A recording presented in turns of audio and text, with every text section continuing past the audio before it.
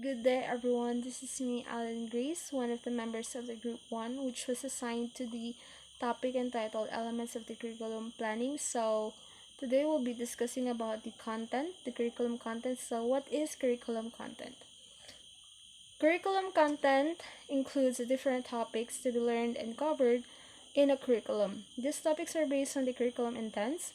Contents may include values, skills, and that are important for the learners to learn. Curriculum content simply means the totality of what is to be taught in a school system.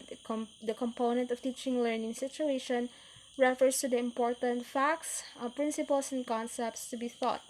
These contents must be in line with the learning experiences of, and there must be a clear cut of objective to be achieved by at the end of each respective lessons. It can be in the form of knowledge, skills, attitude, the values, and the learners are exposed to. Content involves the subject matter drawn on the basis of problems, themes, or topics cutting across the traditional subjects. So we have here the 7 bases for selection of content of the curriculum. Uh, these 7 criteria below can be utilized in the selection of the subject matter for micro curriculum and for content subjects needed for the curricular program or course of the macro curriculum. So we have here the self-sufficiency, which is the criterion helps learners attain maximum self-sufficiency at the most economical manner or content selection.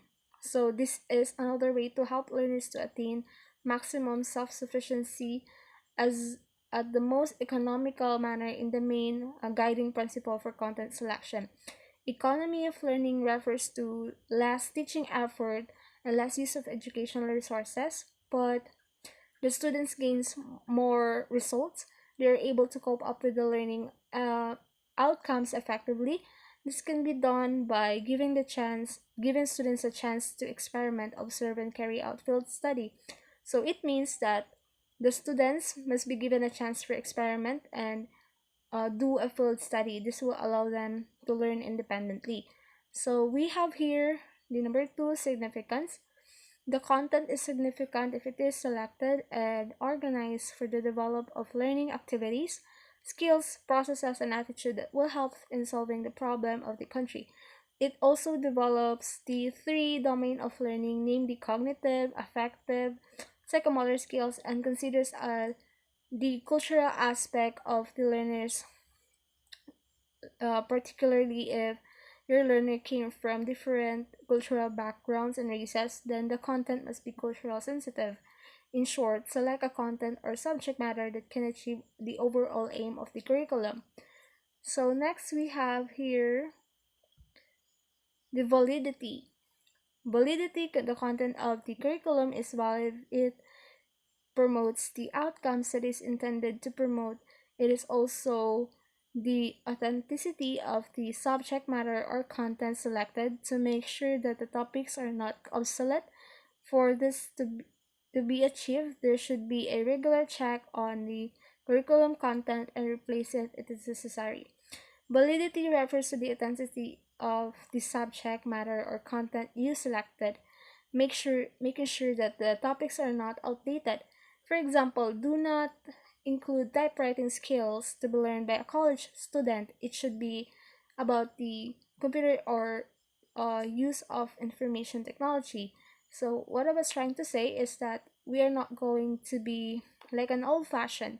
We have to make use of the technology in the modern days because that is more important rather than relying to the old ones. But it is really better for us to step up a bit and upgrade. Thus, this is a need to check regularly the subject matter or contents of the curriculum and replace it if necessary. Do not we should not wait for another years to pass in order for us to change it. It is also for the sake of the students to have a new knowledge to acquire and gain new knowledge and uh, skills.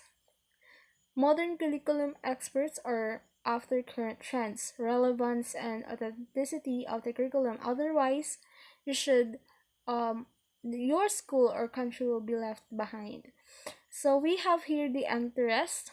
Uh, this criterion is true to be learned and centered curriculum. The interest of the students should be considered in selecting content because students learn best if the subject matter is meaningful to them. So it becomes meaningful if they are interested in it, but if the curriculum is subject centered, teachers have to have no choice but to finish the pacing schedule religiously and teach only what is in the book. This may somehow explain why many fail in the subject. So we have here the utility. This is the usefulness of the content in solving problems now and in the future. It is more important in skill or procedural. Uh, Knowledge whereby learners can put what they have learned into practice life activities. Students only value the subject matter or content if it is useful to them, and that is reality. So we have here the learnability. The content should be what the students can learn and should be within their experiences. Teachers should apply theories or psychology of learning in order to know their subject and present it, sequence, and organize to maximize the learning capacity of the students.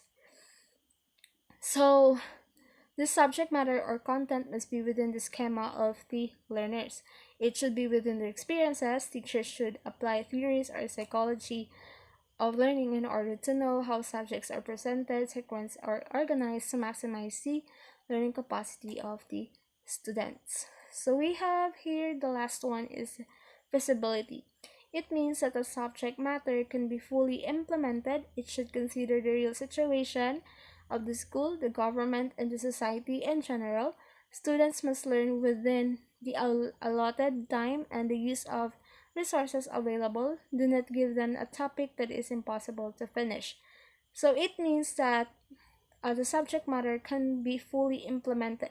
It should consider the real situation of the school, the government, and the society in general. Student must learn within the allotted time and the use of resources available. Like, we cannot just give the students a topic that is impossible to finish. Like, for example, you have a 1 week 1 week of to finish the unit, but then the activities may take more than 1 week. So the students will not be able to complete it. So it is not feasible at all.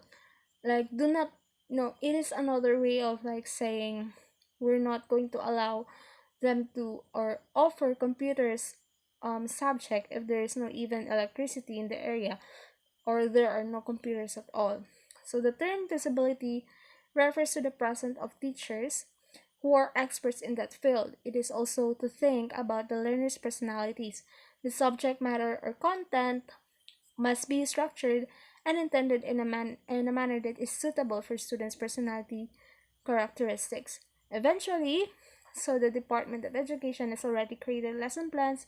Teachers in elementary and high school are not directly involved in the selection of content. Everything they have to do now is to follow the instruction. They can, however, customize the lessons if their department heads or principals consent. So, lastly, the consistency with social realities. This means that the content should be chosen based on the fact that they relate to what is it to our present social, economic, and political situation. Content must be acceptable to the culture and belief system of the other people. That would be all. Thank you. Hope you learned something.